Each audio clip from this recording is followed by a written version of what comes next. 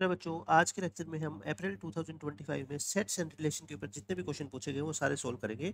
पहले देखो बच्चों, फर्स्ट क्वेश्चन बिल्कुल आसान क्वेश्चन है, कोई मुश्किल नहीं है, बट लैंग्वेज का खेल है सारा, वो मैं आपको समझा ही दूंगा सारा एक एक करके। ए सेट बच्चों अपने को दे रखा है जिसमें एलिमेंट है -2 -1 0 1 2 3, ठीक है, ये 6 एलिमेंट है। और आर रिलेशन है जो कैसे डिफाइन है, देखो इसकी डेफिनेशन इंपॉर्टेंट होती है बच्चों ना। अगर डेफिनेशन का मीनिंग समझ आ गया तब तो आप रिलेशन लिख ही दोगे कि उसमें कौन कौन से एलिमेंट आएंगे। देखो इसका मतलब क्या है कि देखो बच्चों, रिलेशन के अंदर एलिमेंट आएंगे क्या, एक्स कोमा वाई टाइप के, ये तो आपको पता है। वहां पे जो वाई होगा ना वो क्या होगा, maximum of x and one होगा। यानी कि आप एक्स को कुछ भी ले लो, चाहे -2 ले लो, चाहे 3 ले लो, चाहे 0 ले लो, बट उस x में से और उस 1 में से जो मैक्सिमम होगा ना बच्चों, वो y की वैल्यू होगी। जैसे मान लो मैं एक रिलेशन लिख के दिखाता हूँ आपको, है ना, इसमें कौन कौन से एलिमेंट आएंगे। मान लेता हूँ मैं कि x के ऊपर कोई बाउंडेशन नहीं, आप कुछ भी लो, है ना। x को आपने ले लिया बच्चों क्या, -2, तो y फिर पता है क्या लेना पड़ेगा, जो -2 और 1 में से जो बच्चों क्या है मैक्सिमम है, इसमें से मैक्सिमम बता दो कितना है, 1 है ना, तो y की वैल्यू क्या आएगी, 1 आएगी। ये मतलब है मेरे कहने का, ठीक है। अब आप कहोगे सर x को तो हम -1 भी ले सकते हैं, बिल्कुल ले सकते हैं। तो y को क्या लोगे, जो -1 और 1 में से मैक्सिमम है क्या है, 1 है, ठीक है, हो गया। अब x को 0 ले लो, और 0 और 1 में से मैक्सिमम कौन है, 1।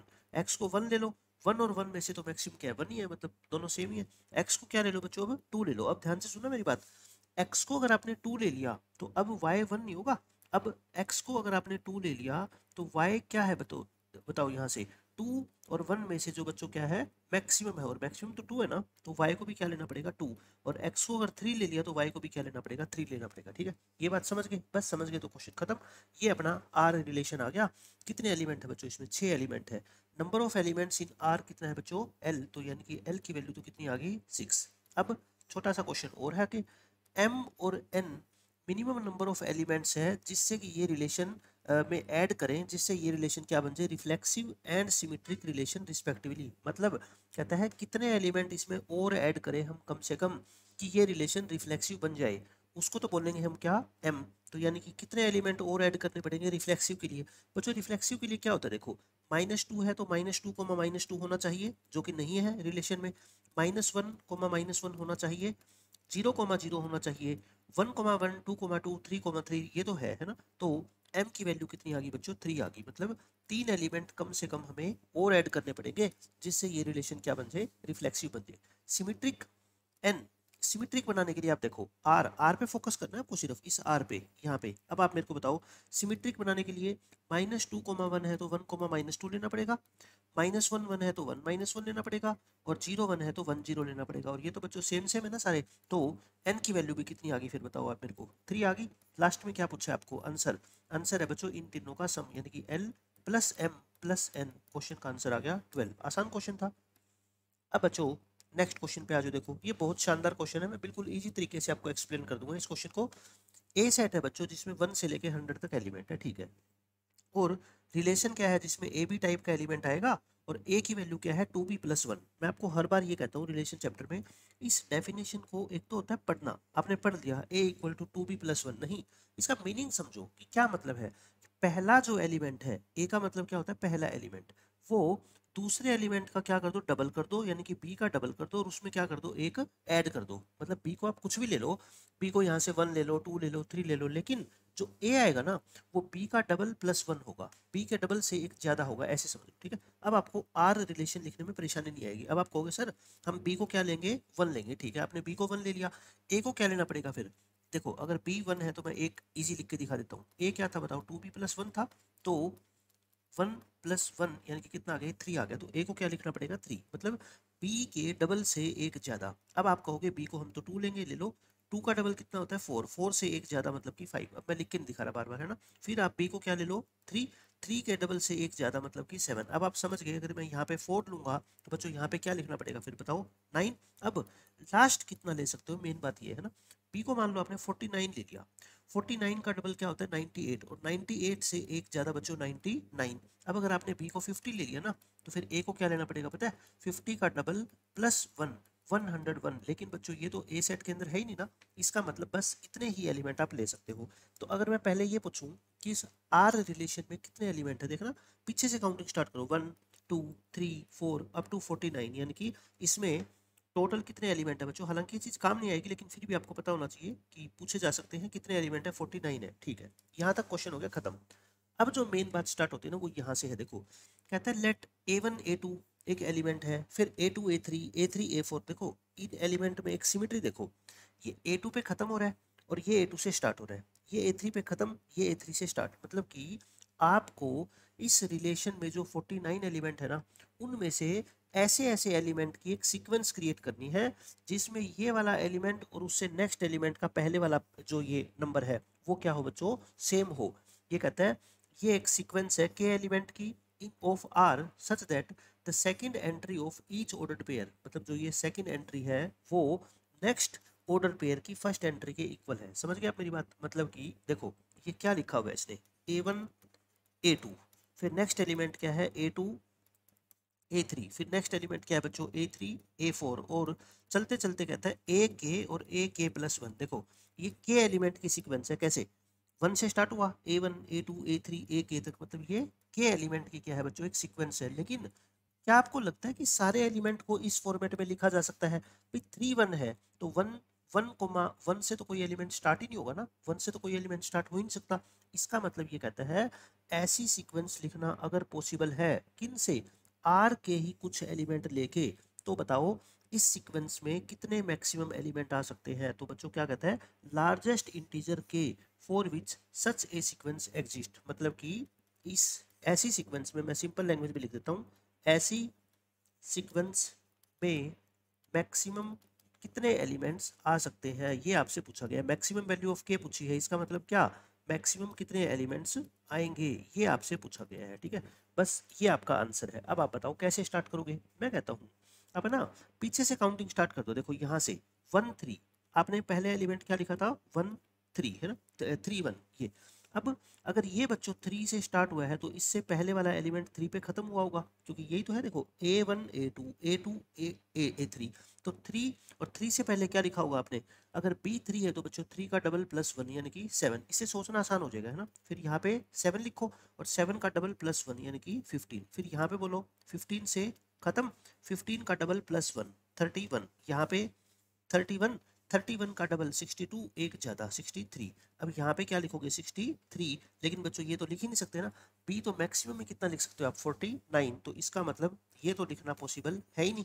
तो आप मेरे को ये बता दो ये कितने एलिमेंट है, 1 2 3 4 5, ये ज़्यादा से ज़्यादा बच्चों आप 5 एलिमेंट ही लिख सकते हो ऐसे रेगुलरली, जिससे कि क्या हो, देखो ये 31 पे खत्म, ये 31 से स्टार्ट, ये 15 पे खत्म, ये 15 से शुरू, ये 7 पे खत्म, 7 से शुरू, ये 3 पे खत्म और 3 से स्टार्ट, तो ये 5 एलिमेंट आप लिख सकते हो। तो इस क्वेश्चन का आंसर क्या है बच्चों 5 है। अब आप कहोगे सर आपने तो ना ये 1 से स्टार्ट किया था, मैं 2 से स्टार्ट करना चाहता हूँ। देखो 2 से कर लो, 3 से कर लो, 4 से कर लो, किसी से भी कर लेना, बट मैक्सिमम से मैक्सिमम ऐसी सीक्वेंस के अंदर जो एलिमेंट आएंगे ना बच्चों 5 आएंगे। मैं ये नहीं कहता हर बार 5 आएंगे, 5 या 5 से कम आएंगे, मतलब ज़्यादा से ज़्यादा क्या आएंगे 5। जैसे देखो आपके मन में ये विश्वास नहीं हो रहा आपको कि मैं तो 1 से क्यों 2 से स्टार्ट करूंगा, एक बार करके देखना।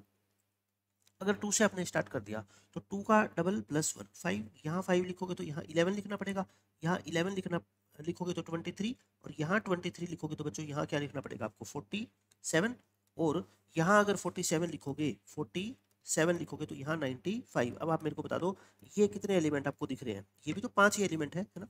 ये भी बच्चों अगर 2 से स्टार्ट किया तब भी आपको कितने एलिमेंट मिले 5। अब आप कहोगे मेरे में डाउट है एक मन में, मैं 3 से स्टार्ट करना चाहता हूँ, कोई बात नहीं 3 से कर लो, ये लो 3, 3 का डबल।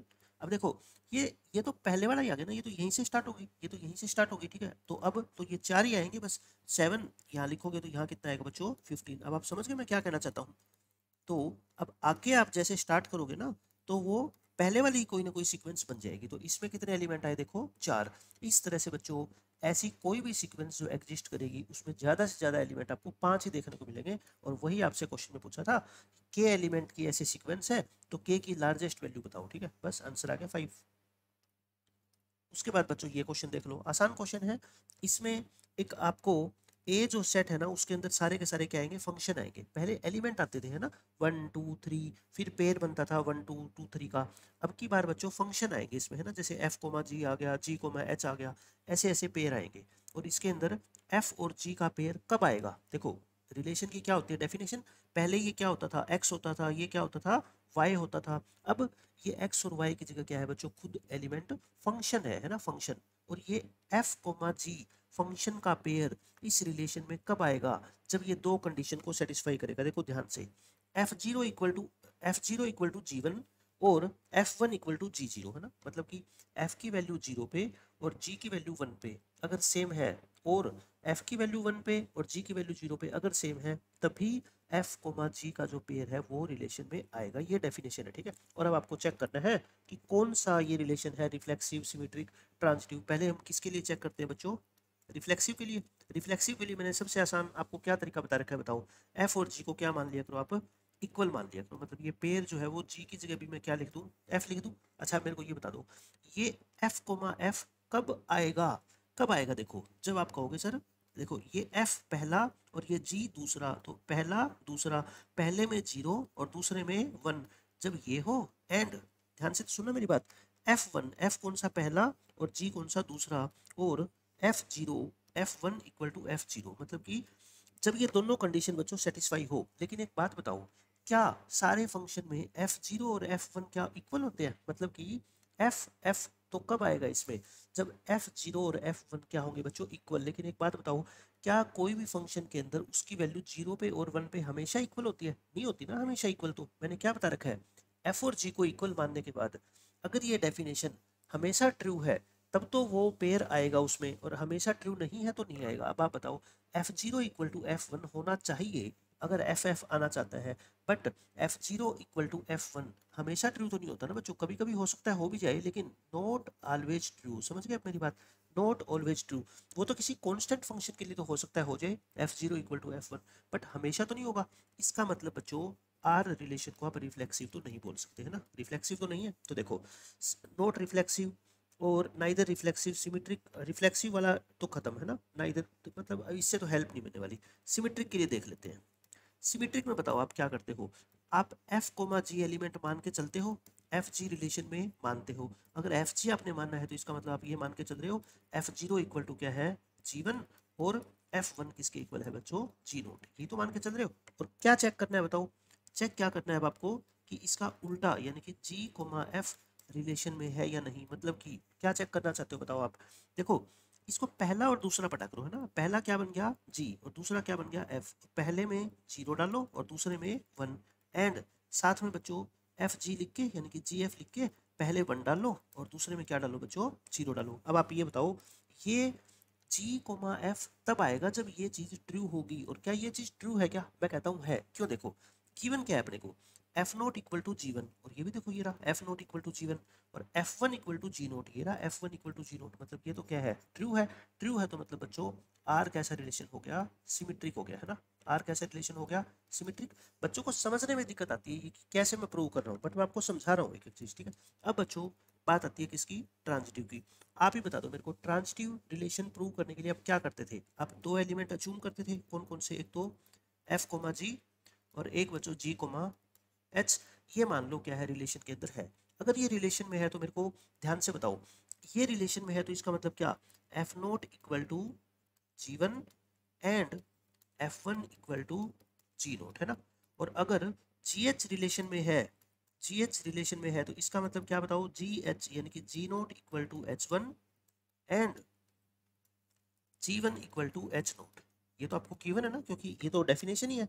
अब आपको चेक क्या करना है बताओ, अब आपको बच्चों चेक क्या करना होता है बताओ, जी और जी हटा के एफ और एच एच रिलेशन में है या फिर नहीं है, मतलब आप चेक करना चाहते हो कि F of zero equal to H of one equal है कि नहीं, and F of one equal to H naught के इक्वल है कि नहीं। अगर ये हो गए तो ये एलिमेंट बच्चों एफ एच रिलेशन में चला जाएगा, नहीं तो नहीं जाएगा, ठीक है। बस इतनी सी बात है। अब आप ध्यान से सुनना मेरी बात, जो क्वेश्चन में गिवन है उसका यूज करूंगा मैं। देखना गिवन क्या है मेरे पास, F naught equal to G one और G one equal to H naught. तो इससे और इससे देखो मेरे को गिवन क्या है क्वेश्चन में, एफ नोट, क्योंकि गिवन का मतलब मैंने लेट किया है ना, तो मतलब दे रखा है, और जीवन की वैल्यू किसके इक्वल है बच्चों, एच नोट। तो इन दोनों का यूज करके तो देखना जीवन जीवन कॉमन है, तो F naught equal to H naught आ गया, F naught equal to H naught आ गया। सिमिलरली सिमिलरली बच्चों दूसरी कंडीशन देखना, ये वाली मैं इसकी बात कर रहा हूँ, इसकी और इसकी क्वेश्चन के अकॉर्डिंग क्या गिवन है बताओ, F one equal to G naught है और जी नोट किसके इक्वल है, H1 के इक्वल है, तो यहाँ से तो G1 कॉमन है ना, इसका मतलब F1 और H1 की वैल्यू क्या होगी, इक्वल होगी। बट मुझे ये नहीं चाहिए था, मुझे तो बच्चों ये चाहिए था कि एफ नोट H1 के इक्वल आए, बट कहीं से दिख रहा है आपको कि एफ नोट H1 के इक्वल है, एफ नोट तो एच नोट के इक्वल है और F1 H1 के इक्वल है। इसका मतलब सो अगर मैं कहूँ कि F naught equal to H1 और F1 equal to H naught, ये बच्चों ट्रू नहीं है। क्यों? क्योंकि कहीं से मैं प्रूव ही नहीं कर पाया, मैं प्रूव ही नहीं कर पाया कि ये चीज़ इक्वल है, मैं तो सिर्फ इतना प्रूव कर पाया हूँ कि ये चीज़ इक्वल है ना। इसका मतलब रिलेशन बच्चों ट्रांजिटिव नहीं है। सबसे प्यारी बात इस क्वेश्चन में क्या थी कि क्वेश्चन को एक्सप्लेन कैसे करूँ मैं आपके सामने कि किस तरीके से ये पूछना चाहता है अपने से, ट्रांजिटिव है कि नहीं है, हम चेक कैसे करेंगे। मैंने बिल्कुल बेसिक तरीके से आपको बता दिया कि ट्रांजिटिव के लिए 2 एलिमेंट मानते थे और तीसरा हमें प्रूव करना होता था या चेक करना होता था, तो वो कैसे चेक करेंगे मैंने सारी कहानी आपको बता दी। ठीक है, तो ये क्वेश्चन, ये रिलेशन सिर्फ सिमेट्रिक है, ना रिफ्लेक्सिव है, ना ट्रांजिटिव है। ऑप्शन नंबर 2 इसका आंसर आ जाएगा। अब देखो बच्चों, ये अच्छा क्वेश्चन है बहुत, लेकिन बिल्कुल इसी तरीके से हम कर लेंगे। बस रिलेशन आपको लिखना आ गया ना, ये क्वेश्चन खत्म। ए सेट आपको दे रखा है और इसमें वही एक्स वाई टाइप का एलिमेंट कब आएगा, जब वो इस कंडीशन को सेटिस्फाई करेगा। बच्चों देखो, रिलेशन के अंदर सीधी सी बात ये होती है कि 11th क्लास के बच्चे को अगर हम एनसीईआरटी बुक पढ़ाते हैं, उसको तो हम डेफिनेशन इजी करके दे देंगे कि x is equal to 2y+1 होना चाहिए, है ना। लेकिन यहाँ पे डेफिनेशन थोड़ी सी टेढ़ी मेढ़ी दे दी। वो कौन सी डेफिनेशन है, देख लो, ये वाली डेफिनेशन है बच्चों, ये वाली डेफिनेशन है ना। तो यानी कि इस कंडीशन को सेटिस्फाई करनी चाहिए एक्स और वाई की वैल्यू, और वो सारी की सारी वैल्यू ए सेट से बाहर नहीं होनी चाहिए। बस इतनी सी तो बात है। बस मैं इस कंडीशन को क्या है सिंप्लीफाई कर लेता हूँ थोड़ा। मैं इस कंडीशन को, जो ये मुश्किल दिख रही है मेरे को, मैं इसको सिंप्लीफाई कर लेता हूँ। ठीक है, ये है, मैं यहाँ से किसी एक वेरिएबल की वैल्यू निकाल लेता हूँ, या तो एक्स की या वाई की। मेरे को लग रहा है वाई की वैल्यू निकालना ज़्यादा इजी है। ठीक है, तो एक्स स्क्वायर तीनों में से क्या कर दो, माइनस कर दो। ये लो, एक्स स्क्वायर मैंने माइनस कर दिया, और 2 से क्या कर दो बच्चों, डिवाइड कर दो। ये लो, मैंने 2 से डिवाइड भी कर दिया, मैंने 2 से डिवाइड भी कर दिया, ये हो गया। यानी कि मेरी y की वैल्यू जो है ना, वो इस इंटरवल के अंदर बिलोंग करेगी। अब मैं x को लेके चलूंगा और उसके बदले y देख लूंगा कि क्या क्या आएंगे, है ना। अब x को तो मैं कुछ भी ले सकता हूँ ना, -3, -2, -1, ये। अब मैं x को मान लेता हूँ बच्चों क्या, -3, और 3 भी साथ में मान लो। 3 और -3 में साथ में क्यों मान रहा हूँ, क्योंकि बच्चों देखो यहाँ पे भी एक्स स्क्वायर है और यहाँ पे भी एक्स स्क्वायर है, तो कोई फर्क नहीं पड़ेगा, है ना, y की रेंज पे। तो एक्स स्क्वायर कितना आ जाएगा बोलो यहाँ से, 9। तो फिर अब आप मेरे को बताओ, फर्स्ट इक्वेशन से y की वैल्यू क्या क्या पॉसिबल है। फिर एक्स स्क्वायर 9 है, तो ये कितना हो गया, -9/2। और ये कितना हो गया, देखो एक्स स्क्वायर 9 है, ध्यान से सुनना मेरी बात, एक्स स्क्वायर 9 है तो 4 -9/2, यानी कि -4.5 से लेके और माइनस के 2.5 के बीच में होनी चाहिए y की वैल्यू। अब आप मेरे को बता दो y की वैल्यू कौन कौन सी हो सकती है, -4.5 और 2.5 तक माइनस के, और वो ए सेट से बिलोंग करनी चाहिए। तो -4.5 से छोटी तो माइनस, इससे बड़ी -4 होती है, बट -4 बच्चों यहाँ तो नहीं है। और फिर क्या होती है बताओ, -3। देखो ऐसे बना लो, -4.5, -2.5, -4, -3, बस -2 तो इससे बड़ी हो जाएगी। लेकिन ये वैल्यू तो बच्चों ए सेट में है ही नहीं ना, तो सिर्फ ए की तो वैल्यू है -3। समझ गए आप मेरी बात। तो कहने का मतलब, जब आप x को -3 या 3 लोगे ना, तो उसके कॉरस्पॉन्डेंस में y की सिर्फ ए की वैल्यू ले सकते हो आप, कितनी, -3, उसके अलावा कोई नहीं चलेगी। तो बताओ कितने पेयर हो गए। देखो पेयर जब भी निकाल लो ना, ये कितनी वैल्यू है 2, ये कितनी वैल्यू है 1, इनकी दोनों की मल्टीप्लाई कर दिया करो। कैसे, x को जब -3 लोगे तब भी y -3 आएगा, और x को 3 लोगे तब भी y क्या आएगा बच्चों, -3 आएगा। तो ये कितने पेयर हो गए बताओ, 2 पेयर हो गए, है ना। ये कितने पेयर हो गए, 2। बस एक आपको समझ आ गया ना, आगे तो अब आपको समझ आ ही जाएगा कि मैं क्या कहना चाहता हूँ। अब देखो बच्चों, सेकंड में अब मैं x को क्या मान लूंगा, वैसे ही -2 और 2, क्योंकि ये वाला -2 और ये वाला 2 एक साथ मान के चल लेता हूँ। तो बताओ y क्या आएगा फिर, y की रेंज क्या थी, माइनस में दोबारा लिख देता हूँ, -x²/2 और 4 -x²/2, ये थी ना। अब x को बच्चों ये मान लोगे तो बताओ मेरे को, x² कितना होगा, 4 होगा, तो -4/2, और ये तो क्या हो जाएगा 0, 4 - 4 0 हो गया। तो यानी कि y की वैल्यू -2 से लेके 0 तक होनी चाहिए। तो y क्या क्या हो सकता है बताओ, -2 हो सकता है, -1 हो सकता है, और 0 भी हो सकता है। और ये तीनों के तीनों एलिमेंट बच्चों ए सेट से बिलोंग करने चाहिए और है। ठीक है, तो इसका मतलब बताओ कितने पेयर बनेंगे, क्या आप मेरे को ये बता सकते हो कितने पेयर बनेंगे। आप कहोगे सर 2 वैल्यू ये है और 3 वैल्यू ये है, तो कितने पेयर बनेंगे बच्चों, 6 पेयर। कौन कौन से 6 पेयर, देख लो। x को -2 लिखोगे तो y उसके बदले -2 भी आ सकता है, -1 भी आ सकता है, और 0 भी आ सकता है। x को 2 लिखोगे तो y -2 भी आ सकता है, y -1 भी आ सकता है और y 0 भी आ सकता है। ये कितने पेयर बन गए बताओ मेरे को? 6 पेयर बन गए। ये हो गए बच्चों कितने? 6 पेयर। ठीक है, अब x की वैल्यू ऐसे ही हम क्या ले लेंगे, -1 और 1 दोनों ही है ना उसमें, तो एक्स स्क्वायर कितना हो गया 1, तो y क्या आएगा फिर बता दो आप मेरे को? 4 -1/2 यानी कि -0.5 से लेके 1.5 तक। तो y की वैल्यू क्या हो सकती है बताओ? 0 हो सकती है और 1 हो सकती है। 0 और 1 ये दो ही होंगे, तो देखो दो ये 4 पेयर हो गए। कौन कौन से? x को -1 लोगे तो y 0 हो सकता है और y 1 हो सकता है, x को 1 लोगे तो y 0 हो सकता है और y 1 हो सकता है, और तो नहीं होगी ना। तो ये कितने पेयर हो गए बोलो? 4 हो गए ना। ये कितने पेयर हो गए बच्चों? 4। और बस अब एक वैल्यू और रहेगी x की जो हमें अभी तक डिस्कस करनी बाकी है। -3 3 ले चुके, -2 2 ले चुके, -1 1 ले चुके, 0 और रहेगी है ना। अब मैं x को क्या मान लेता हूँ बच्चों? 0। x को ये लो, हमने क्या ले लिया? 0। तो 0 तो अकेला ही है बस। तो फिर ये क्या हो जाएगा बताओ? 0 और 4/2। तो y की वैल्यू 0 और 2 तक हो सकती है, मतलब y क्या हो सकता है? 0 भी हो सकता है, 1 भी हो सकता है और 2 भी हो सकता है। तो कितने पेयर आएंगे? 3 आएंगे, 0, 0, 0,1 और 0,2। तो बच्चों ये कितने पेयर हो गए बताओ? 3 पेयर हो गए। तो टोटल कितने एलिमेंट आएंगे अब आप मेरे को ये बता दो बस। देखो टोटल कितने पेयर थे? 2 ये रहे है ना, 2 और 6 8, 8 और 4 12, 12 और 3 15। तो इसका मतलब क्या हुआ? सो आर हैज 15 एलिमेंट्स। इतनी बात तो समझ गए कि आर में कितने एलिमेंट है बच्चों? 15। लेकिन आपसे ये नहीं पूछा कि आर में कितने एलिमेंट है, आपसे ये पूछा है, हाँ ये भी पूछा गया है, L be the number of elements in are. तो इसका मतलब आर सेट में, एक बार आर सेट को लिख दूं क्या पूरा? आर क्या क्या था देखो, कौन कौन से एलिमेंट आए? -3, -3, 3, -3 है ना। 1 मिनट लगेगी लेकिन लिख देते हैं एक बार। देखो ये -2 2 से -2 -1 0 आई थी, मतलब कि मैं ये कह रहा हूँ -2 से क्या क्या वैल्यू आई थी ये देखो, -2 -1 0, -2 -1 और 0, ऐसे ही 2 से -2 -1 और 0।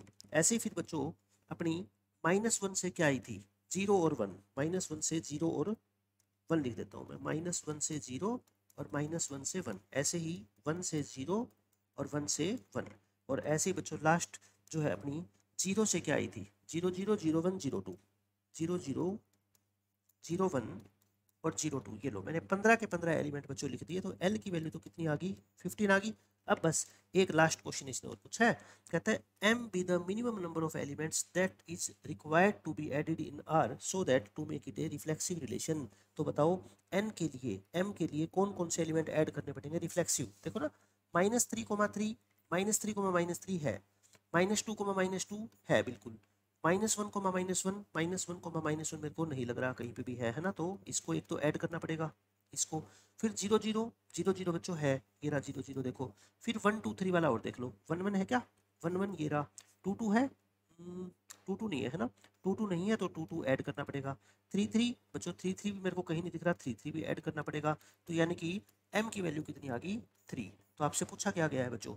l plus m। तो आंसर कितना आ गया देखो, 15 प्लस 3 यानी कि 18। 18 इस क्वेश्चन का करेक्ट आंसर है। बिल्कुल आसानी से मैं आपको चीज़ें समझा रहा हूँ कि कौन कौन से एलिमेंट होंगे रिलेशन में, ये कैसे निकालेंगे, इस डेफिनेशन का मीनिंग कैसे समझे। चाहे इससे x की वैल्यू निकाल लो, चाहे आप इससे y की वैल्यू निकाल लो। मुझे y की वैल्यू निकालना आसान लगता है क्योंकि x में तो क्वाड्रेटिक है ना, ये स्क्वायर है, तो फिर वो कन्फ्यूजन होगी स्क्वायर रूट निकालने में। उसके बाद बच्चों इस क्वेश्चन पे आ जाओ। देखो क्या है ये क्वेश्चन, वैसा वैसा ही क्वेश्चन है। देखो वो सेट तो सेम है बिल्कुल है ना, लेकिन अब की बार बस डेफिनेशन चेंज होगी।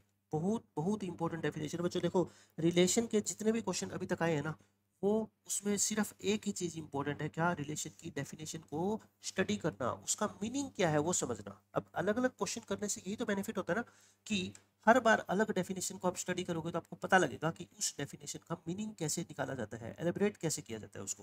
अब ये क्या है देखो, इसमें ये कहता है कि एक्स वाई का पेयर तभी आएगा रिलेशन में जब 2x माइनस वाई की जो वैल्यू होगी ना, वो इस सेट से आएगी। मतलब कि या तो 2x माइनस वाई की वैल्यू क्या होगी बच्चों? 0, या फिर 2x की वैल्यू क्या होगी? 1। 2x माइनस वाई की वैल्यू 1। तो मैं दो कॉलम बना लेता हूँ। एक बार 2x माइनस वाई की वैल्यू देखो क्या हो सकती है, या तो 0 हो सकती है, और या फिर बच्चों इसकी वैल्यू क्या हो सकती है? 1। मेरे कहने का मतलब ये है, या तो 2x माइनस वाई की वैल्यू 0 होगी या 1 होगी, बस इसके अलावा कुछ भी नहीं होना चाहिए। वो एलिमेंट इस रिलेशन में आएंगे। बस यहाँ से मेरे को पता लग गया कि y किसके इक्वल आएगा, बताओ 2x के इक्वल आएगा। तो बता दो रिलेशन में कौन कौन से एलिमेंट यहाँ से आपको दिख रहे हैं। मतलब कि y का मतलब दूसरा एलिमेंट वो पहले का डबल होगा। अब देखो मैं पहले को कुछ भी लिख देता हूँ, पहले को मैंने मान लो -3 लिख दिया, तो y पता है क्या आएगा -6। आप कहोगे सर -6 तो वहाँ है ही नहीं, ठीक है मैं उसको बाद में रिजेक्ट कर दूंगा, ठीक है। एक बार मैं कन्फ्यूजन से बचने के लिए सारे लिख देता हूँ। x को मैंने -2 लिख दिया तो इसका डबल, -1 लिख दिया तो इसका डबल, फिर 0 लिख दिया तो 0 का डबल, 1 लिख दिया तो 1 का डबल, 2 लिख दिया तो 2 का डबल, 3 लिख दिया तो 3 का डबल। यही तो है। अब जो एक्सेप्टेबल नहीं है, देखो -4 तो है ही नहीं, ये तो है 0 0 है, 1 2 भी है, देखो 1 और 2 है दोनों एलिमेंट, 2 4 4 तो है ही नहीं, 6 तो है ही नहीं। तो इसका मतलब अभी तक मेरे को बच्चों कितने एलिमेंट मिल चुके हैं, एक और ये 2 और ये 3 एलिमेंट मेरे को मिल गए यहाँ से, ठीक। अब यहाँ से y निकालो ना, y क्या है बताओ 2x-1। फिर से वही बच्चों मैं कह रहा हूँ कि x को आप एक बार के लिए -3 लिख लो, ठीक है, फिर बाद में देख लेंगे कौन सा एक्सेप्ट होगा कौन सा रिजेक्ट, नहीं तो आप कंफ्यूज हो जाओगे। डबल करके एक कम कर दो, -3 का डबल करके -6 और एक कम कर दो यानी -7, -2 का डबल करके एक कम कर दो, -1 का डबल करके एक कम कर दो, 0 का डबल करके एक कम कर दो, और 1 का डबल करके एक कम कर दो, 2 का डबल 4 4 से एक कम कर दो, 3 का डबल 6 6 से कम कर दो। तो बस बता दो कौन कौन से एलिमेंट आएंगे जो अपने है। -5 -7 नहीं है, ये दोनों है, ये दोनों है, ये भी है और ये भी है, ये नहीं आएगा, ठीक है। तो 4 एलिमेंट बच्चों यहाँ से आ गए। तो अब आप मेरे को ये बता दो आर रिलेशन के अंदर एल एलिमेंट बोले गए हैं, देखो हर बार से है ना, तो मैं आर सेट लिख दूँ, पूरा रिलेशन लिख देता हूँ मैं, कंप्लीट है ना। क्या क्या आ गया बताओ, -1 -2, फिर 0 0, फिर 1 2, ठीक है। और यहाँ से देख लो -1 -3 और 0 -1 और 1 1। ये बच्चों 7 एलिमेंट, और 2 3 था ना, सॉरी 2 3 भी एक एलिमेंट है ना, उसको भी हम इंक्लूड कर देते हैं 2 3। तो एल की वैल्यू तो कितनी आ गई बच्चों 7। इस सेट में कितने एलिमेंट है, रिलेशन में 7 एलिमेंट है। और फिर वही बात रिफ्लेक्सिव सिमेट्रिक वाली बात और ऐड कर देगा ये, m और n minimum number of elements है that are required to be added in r to make it reflexive and symmetric respectively. तो पहले क्वेश्चन जैसे ही हो गया ना। अब आप मेरे को बता दो m m कौन से एलिमेंट है, कितने एलिमेंट हम कम से कम ऐड करें कि वो रिफ्लेक्सिव बन जाए। रिफ्लेक्सिव बनने के लिए देखो यहाँ इसको देखा करो, -3 -3 क्या है, क्या अभी तक नहीं आया तो मतलब ऐड करना पड़ेगा, ठीक है। फिर -2 -2 देखो नहीं है तो ऐड करना पड़ेगा। -1 -1 मेरे को नहीं नजर आ रहा तो वो भी ऐड करना पड़ेगा, है ना, ये रहा। फिर 0 0 0 है, 1 1 1 1 बच्चों है, 2 2 2 2 नहीं है, 2 2 भी ऐड करना पड़ेगा। और 3 3 3 3 भी नहीं है, 3 3 भी ऐड करना पड़ेगा। ये पांचों एलिमेंट ऐड करने पड़ेंगे। तो m की वैल्यू कितनी आ गई बच्चों 5, m आ गया। n कौन से है जो सिमेट्रिक बनाने के लिए जो कम से कम एलिमेंट ऐड करने पड़ेंगे। और बच्चों ध्यान रिलेशन पे देना है, सिर्फ रिलेशन में जो एलिमेंट है उसके अकॉर्डिंग, सिमेट्री सिर्फ इसके अकॉर्डिंग चलती है ना। -1 -2 यानी कि -2 -1 ऐड करना पड़ेगा क्योंकि है ही नहीं, देखो 0 0 तो सेम है, 1 2 के बदले 2 1 है ही नहीं इसमें, -1 -3 के बदले ये पहले से नहीं है, ये -1 0 और ये तो सेम है, 2 3 के बदले 3 2 ऐड करना पड़ेगा। तो बच्चों n की वैल्यू भी कितनी आ गई 5। बताओ समझ आ गई क्या आपको बात। अब आपको वही तीनों का क्या निकालना है, सम निकालना है। तो तीनों को ऐड कर दो, 7 + 5 यानी कि 17 17 इस क्वेश्चन का करेक्ट आंसर है। तो इंपॉर्टेंट बात क्या है बच्चों हर क्वेश्चन में, उसकी डेफिनेशन को स्टडी करना कि इसका मीनिंग क्या है। इसका मीनिंग ये है कि 2x - y की जो वैल्यू है ना वो इस सेट से बिलोंग करेगी, मतलब या तो उसकी वैल्यू 0 होगी या 1 होगी। 0 होगी तो ये रिलेशन होगा, 1 होगी तो ये। मैंने सारे लिख दिए, फिर उसमें से छांट ली कि कौन कौन से पॉसिबल है और कौन से नहीं है। बस टाइम भी इससे वेस्ट नहीं होगा और माइंड पे प्रेशर भी नहीं आएगा। अब देखो बच्चों ये बहुत शानदार क्वेश्चन है ना, इस तरह के क्वेश्चन तो 2024 से हमने स्टार्ट किया था, 23 22 हर एक शिफ्ट के अंदर किए हैं, और 2025 के जनवरी के अंदर भी बच्चों ऐसा क्वेश्चन सेम आया था। तो ये तो बहुत ही इंपॉर्टेंट क्वेश्चन है जेईई मेंस के लिए।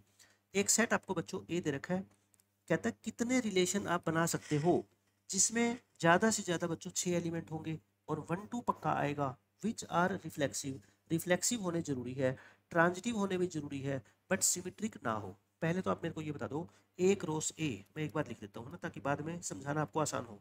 इसमें कौन कौन से एलिमेंट आएंगे, देखो एक तो 1 1 आएगा, 2 2 आएगा, 3 3 है ना, ये तो आएंगे। फिर 1 के साथ पेयर बनाओ, 1 के साथ 2 का, 1 के साथ 3 का और 2 के साथ 3 का। फिर 1 2 के बाद 2 1 3 1 और 3 2। कहने का मतलब बच्चों मैक्सिमम से मैक्सिमम जो रिलेशन में एलिमेंट आ सकते हैं वो ये 9 ही आ सकते। एक रो से यूनिवर्सल रिलेशन होता है, वो तो सबसे बड़ा रिलेशन होता है, लेकिन आपको बच्चों जो रिलेशन बनाना है ना उसमें ज़्यादा से ज़्यादा कितने एलिमेंट आएंगे, 6, मतलब 6 या 6 से कम। वो रिफ्लेक्सिव होना चाहिए पक्का, और उसमें 1 2 पक्का आना चाहिए, ट्रांजिटिव भी होना चाहिए और सिमेट्रिक नहीं होना चाहिए। अब ध्यान से सुनना मेरी बात, है ना। मैं रिलेशन लिखना स्टार्ट करता हूँ, आप यस या नो करते रहना अपने आप से कि ये रिलेशन एक्सेप्टेबल है अकॉर्डिंग टू गिवन कंडीशन या नहीं है। देखो रिफ्लेक्सिव तो होना ही चाहिए, रिफ्लेक्सिव होना चाहिए, इसका मतलब 1 1 2 2 और 3 3 पे तो बच्चों आपको शक होना ही नहीं चाहिए, ये 3 एलिमेंट तो पक्के आए आएंगे। अच्छा 1 2 भी इंक्लूड होना चाहिए, मतलब 1 2 को भी ये लो मैंने इंक्लूड कर दिया, और ज़्यादा से ज़्यादा 6 एलिमेंट होने चाहिए बस। कंडीशन तो ये है कि ये 3, ये 1 1 2 2 3 3 और एक 1 2। अब आप मेरे को ये बता दो, ये जो रिलेशन मैंने बनाया है क्या ये रिलेशन रिफ्लेक्सिव है? बिल्कुल है। क्या ये रिलेशन सिमेट्रिक है? नहीं है, क्योंकि 1 2 है, 2 1 नहीं है, ठीक है। क्या ट्रांजिटिव है? देखो बच्चों जब भी ट्रांजिटिव या सिमेट्रिक चेक करते हो तो मैंने क्या कहा था, ये जो इक्वल वाले होते हैं 1 1 2 2 3 3, इसको बार बार लिखने की बजाय इसको ए बोल दिया मैंने, इसको बी बोल दिया, इसको सी बोल दिया। अब इस पे फोकस किया करो सिर्फ। बताओ ट्रांजिटिव कब नहीं होता? जब ए बी और बी सी होते हैं और ए सी नहीं होते। लेकिन क्या इस सेट में ऐसे कोई आप कह सकते हो कि ए बी और बी सी तो देखो है और ए सी नहीं है? बच्चों है ही नहीं ना, ये तो एक सिंगल एलिमेंट है, आप ये मानो। तो ये रिलेशन बच्चों चलेगा, क्यों? क्योंकि ये रिफ्लेक्सिव भी है, ट्रांजिटिव भी है, लेकिन सिमेट्रिक नहीं है, तो ये रिलेशन चलेगा। अब आप मेरी बात ध्यान से सुना, आगे क्या करेंगे, टाइम वेस्ट ना हो ताकि। देखो इन 3 एलिमेंट को तो लिखना ही है, मैं इनको बार बार से लिखने की बजाय ए बी सी लिख देता हूँ, ठीक है। और 1 2 भी बच्चों आपको लिखना ही लिखना है साथ में, ठीक है। ये 4 तो फिक्स है। अब जो ये 9 एलिमेंट है ना, इसमें से ये 3 तो काट दो और ये 1 2 भी काट दो, है ना, ये तो फिक्स है। बाकी 5 एलिमेंट बच गए, बाकी 5 में से मैं एक एक करके चेक करता हूँ। देखो क्या मैं 1 3 अगर यहाँ पे लिख दूँ तो क्या ये रिलेशन बच्चों गिवन कंडीशन को सेटिस्फाई करता है? मतलब ये क्या रिफ्लेक्सिव है? बिल्कुल है। क्या सिमेट्रिक है? नहीं है, सिमेट्रिक तो है ही नहीं। क्या ट्रांजिटिव है? देखो इन 3 को ध्यान मत देना, ये तो इक्वल वाले हैं। 1 2 और 1 3, 1 2 और 1 3 से बच्चों ट्रांजिटिव है। क्यों? क्योंकि आप क्या बता सकते हो कि ए बी और बी सी है और ए सी नहीं है? नहीं बच्चों, 1 2 और 1 3, यस ये रिलेशन भी बच्चों सेटिस्फाई करता है गिवन कंडीशन को, है ना। अब R3 में ए बी सी और 1 2 तो बच्चों मेरे को लिखने लिखने पड़ेंगे, ठीक है। अब 1 3 तो छोड़ो, अब 2 3 ले लो, इसके साथ क्या ले लो, 2 3। अब आप मेरे को बस ये बता दो क्या ये रिलेशन गिवन कंडीशन को सेटिस्फाई कर रहा है? क्या आप कहोगे सर नहीं कर रहा? क्यों? क्योंकि सिमेट्रिक तो नहीं है, आपकी बात मान ली, लेकिन ये ट्रांजिटिव खत्म हो गया अब ये, क्योंकि 1 2 और 2 3 है, 1 2 और 2 3 है, लेकिन 1 3 तो बच्चों अभी तक इसमें नहीं है ना, इसका मतलब ये ट्रांजिटिव नहीं है। बट हमें तो ट्रांजिटिव चाहिए। तो एक बच्चे ने कहा कि सर फिर क्यों प्रॉब्लम लेते हो, आप 1 3 को और मिला दो इसमें, 1 3 को और मिला दो ताकि ये ट्रांजिटिव भी बन जाए। अब बताओ अब क्या ये रिलेशन एक्सेप्टेबल है? बिल्कुल है, ठीक है। बस देखो कितनी ईजी तरीके से मैं आपको समझा रहा हूँ। फिर R4 ए बी, अच्छा ये भी ध्यान रखना कि 6 से ज़्यादा एलिमेंट ना हो जाए, है ना, ये मैक्सिमम 6 ही हो सकते हैं बस। ए बी सी और 1 2 बच्चों ये तो है ही। अच्छा अब मैंने 2 3 को भी ले लिया, अब 2 1 को लेके देख लेता हूँ। देखो 2 1, क्या ये रिलेशन आप खुद बता दो चलेगा? आप कहोगे सर ये नहीं चलेगा। क्यों नहीं चलेगा? क्योंकि बच्चों ये ट्रांजिटिव तो हो गया ठीक है, लेकिन ये सिमेट्रिक बन गया। 1 2 2 1 दोनों आगे, तो मतलब कि ये 2 1 नहीं चलेगा, ठीक है। हाँ अगर 2 1 लेना चाह, इसको चलो मैं एक बार छोड़ देता हूँ। R4 नहीं चलेगा, क्यों? क्योंकि ये तो बच्चों क्या बन गया, सिमेट्रिक बन गया, तो इसको इसलिए मैंने छोड़ दिया। अब मैं R4 को दोबारा डिफाइन करता हूँ। ए बी सी तो आएंगे, 1 2 भी आएगा। अब इसके साथ 2 1 नहीं, मैंने 3 1 ले लिया। अब ध्यान से सुनना मेरी बात बच्चों। अब कोई बच्चा ये सोचेगा कि यस सर ये भी वैलिड है कि ये सिमेट्रिक नहीं है। ठीक है सिमेट्रिक तो नहीं है, लेकिन ट्रांजिटिव होना चाहिए। देखो ट्रांजिटिव नहीं है ये। 1 2 3 1 को मत ऐसे मत पढ़ो, 3 1 देखो 1 पे खत्म हो रहा है, तो 3 1 को पहले लिखो और 1 2 को बाद में लिखो, एक ही तो बात है। 3 1 1 2 है बट 3 2 तो नहीं है ना बच्चों अभी तक, तो ये ट्रांजिटिव नहीं बना। फिर बच्चे ने वही बात कह दी, तो सर कोई बात नहीं सर 3 2 को भी इंक्लूड कर लो। अब तो बन गया ना ये, अब तो बन गया, R4 वैलिड हो गया। अब लास्ट बच्चों, लास्ट मेरा ये 3 2 एलिमेंट हो रहा है क्या, है ना। तो मैं ये कहता हूँ ए बी सी तो लेना ही है, 1 2 भी लेना है, ठीक है। अब इसके साथ 3 1 नहीं, सिर्फ 3 2 ले लो। क्या ले लो बच्चों, 3 2। बताओ आप मेरे को क्या ये रिलेशन वैलिड है? बिल्कुल है। देखो दोनों 2 पे खत्म हो रहे हैं, 2 2। वहां पे ऐसा नहीं था, वहां पे 1 2, एक बार 1 स्टार्टिंग में था, एक बार 1 एंड में था, इसलिए मैंने उल्टा सीधा करके लिखा है ना। बट यहाँ पे तो दोनों के एंड में क्या है बच्चों, 2 है, तो कोई फर्क ही नहीं पड़ता। ये रिलेशन वैलिड है, ये ट्रांजिटिव भी है और ये सिमेट्रिक नहीं है, तो ये रिलेशन भी वैलिड है। उसके बाद तो बच्चों एलिमेंट ही खत्म हो गए। तो बस कितने रिलेशन हो गए, 1 2 3 4 5, 5 बच्चों ये रिलेशन क्या है, पॉसिबल है। मैंने बिल्कुल आसानी से आपको ये चीज सारी की सारी एक्सप्लेन कर दी कि इस क्वेश्चन का मतलब क्या है। अब बच्चों लास्ट क्वेश्चन और देख लो अपना रिलेशन का, ये कोई ज़्यादा मुश्किल नहीं है। आपको एक ए सेट दे रखा है, आर एक रिलेशन है जिसमें एक्स वाई टाइप का जो पेयर है वो कब आएगा बच्चों। अब ये देखो, फिर वही मैं क्या कहता हूँ, सारा खेल किसका है बच्चों, डेफिनेशन का।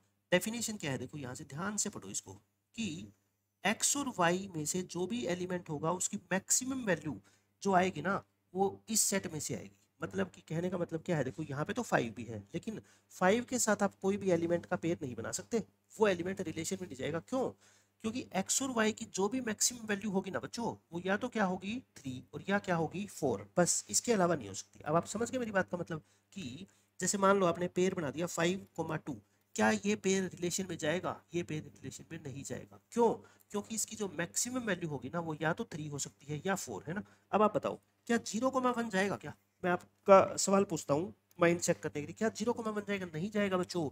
मैक्सिमम वैल्यू ये मत कह देना कि सर 3 या 4 से बड़ी नहीं होनी चाहिए, नहीं, दोनों में से जो मैक्सिमम होगा वो 3 होना चाहिए या 4, लेकिन ये तो ना 3 है ना 4 है, तो ये भी एलिमेंट नहीं जाएगा। समझ गए आप मेरी बात? 3 और 4 में से एक होना जरूरी है, मैक्सिमम या तो 3 हो या 4 हो, इसके अलावा कुछ भी नहीं होनी चाहिए। समझ गए ना मेरी बात? अब आप देखो, मैं स्टार्ट करता हूँ लिखनी। एक्स को मान लो मैंने 0 ले लिया, अब ध्यान से सोचना, मैं एक एलिमेंट को अपनी मर्जी से शुरू से कर रहा हूँ, 0 से स्टार्ट कर रहा हूँ, तो y की वैल्यू मैं क्या ले सकता हूँ? अब आप मेरे को सोच के बताओ। y की वैल्यू बच्चों आप 1 नहीं ले सकते। क्यों? दोनों में से मैक्सिमम या तो 3 होना चाहिए या 4, तो 0 तो बच्चों सबसे छोटा है इसमें, तो y को आपको क्या लेना पड़ेगा? या तो 3 लेना पड़ेगा या 4। बताओ, अब समझ आ गई कि ये 0, 3 और 0, 4 एलिमेंट ही जाएंगे 0 के साथ, तो इसके अलावा नहीं जा सकते। ठीक है, अब ठीक है, अब आपको समझ आ जाएगी सारी बात। अब मैंने x को क्या ले लिया 1, अब y को क्या लेना पड़ेगा 1 के साथ? या तो 3 या फिर 4। क्यों? क्योंकि 1 तो इन दोनों से बच्चों क्या है, छोटा ही है। अब x को मैंने फिर से क्या ले लिया 2, तो y को क्या लेना पड़ेगा? या तो 3 और या फिर y को क्या लेना पड़ेगा 4। अब ध्यान से सुनना, जो अब स्टेप आएगा, अब मैंने x को ले लिया बच्चों क्या 3, अब ध्यान से सुनना, अब 3 के साथ बच्चों y को मैं क्या ले सकता हूँ? देखो 3 तो इसमें भी है, तो y को मैं 3 भी ले सकता हूँ, लेकिन देखो मैंने 3 ले लिया है ना, अब मैं y को 0 भी ले सकता हूँ। पहले तो मैंने x को 2 लिया था ना, तो मेरे को y को या तो 3 लेना पड़ता है या 4। क्यों? क्योंकि दोनों में से मैक्सिमम वैल्यू 3 या 4 में से कोई ना कोई होनी चाहिए, लेकिन अब मैंने 3 तो इंक्लूड कर ही दिया, ये वाला 3 इंक्लूड कर दिया, तो y को मैं कुछ भी लूँ। भाई 0 और 3 में से जो मैक्सिमम वैल्यू है वो क्या है बताओ मेरे को, आप बता दो। 3 है, तो 3 तो हो सकती है ना, तो 3 के साथ मैं 0 भी ले सकता हूँ, 3 के साथ 1 भी ले सकता हूँ, 3 के साथ 2 भी ले सकता हूँ, 3 के साथ मैं 3 भी ले सकता हूँ, और 3 के साथ मैं 4 भी ले सकता हूँ, 5 नहीं ले सकता। क्यों? 3 और 5 ले लिया तो मैक्सिमम उसमें से बच्चों 5 हो जाएगा, जो इस सेट में नहीं है। तो ये पांचों एलिमेंट से लेंगे। ठीक है, बच्चे गलती कर देते हैं कि इसमें बस वो या तो 3 3 लिख देंगे या 3 4 लिख देंगे, लेकिन बच्चों ये भी तो आएंगे। आप खुद बताओ, क्या ये एलिमेंट नहीं आएगा? 3 और 2 में से जो मैक्सिमम है 3, वो क्या इस सेट से बिलोंग नहीं करता? करता है ना। अब ऐसे ही सेम कहानी बच्चों 4 के साथ चलेगी, तो 4 के साथ मैं 0 भी ले सकता हूँ, 4 के साथ 1 भी, 4 के साथ 2 भी, 4 के साथ 3 भी, और 4 के साथ 4 भी, क्योंकि दोनों में से जो मैक्सिमम है ना बच्चों, वो या तो 3 होना चाहिए या 4। देखो है ना 3 या 4, तो बस ये सारे के सारे एलिमेंट आएंगे।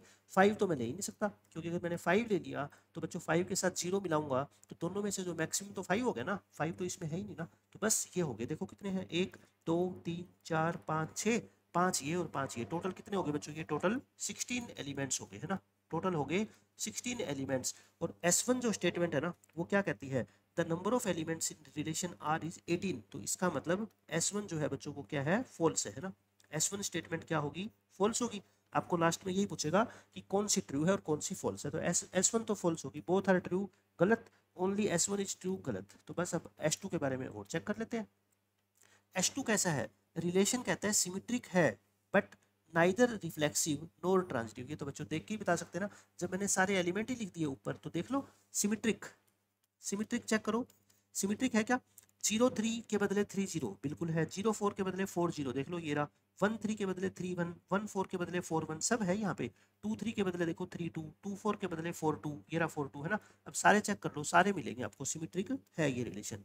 फिर बच्चों क्या? But neither reflexive. Reflexive check करना, रिफ्लेक्सिव तो मेरे को नहीं लग रहा, क्योंकि 0 है तो 0 0 तो यहाँ पे मिलेगा ही नहीं ना बच्चों, 0 0 तो इसमें है ही नहीं, तो इसका मतलब रिफ्लेक्सिव नहीं है। ट्रांजिटिव बोलो, ट्रांजिटिव भी मेरे को नहीं लग रहा बच्चों। ट्रांजिटिव क्यों नहीं लग रहा? देखो कोई भी एक एग्जांपल देख लो, ये रहा 1 4 और ये रहा 4 1, ये रहा 4 1, 1 4 और 4 1 तो बच्चों रिलेशन में है, ये तो रिलेशन में है, लेकिन लेकिन बच्चों इसके बदले 1 1 भी तो होना चाहिए ना, ये तो रिलेशन में है बट 1 1 रिलेशन में बच्चों नहीं है, इसका मतलब आर इज नॉट ट्रांजिटिव। और ये भी तो यही कह रहा है ना कि आर ट्रांजिटिव नहीं है, तो ना ये रिफ्लेक्सिव है ना ट्रांजिटिव है, ओनली सिमेट्रिक है। और ये भी यही कह रहा है, इसका मतलब S2 क्या है बच्चों, ट्रू है। S2 स्टेटमेंट क्या है, ट्रू।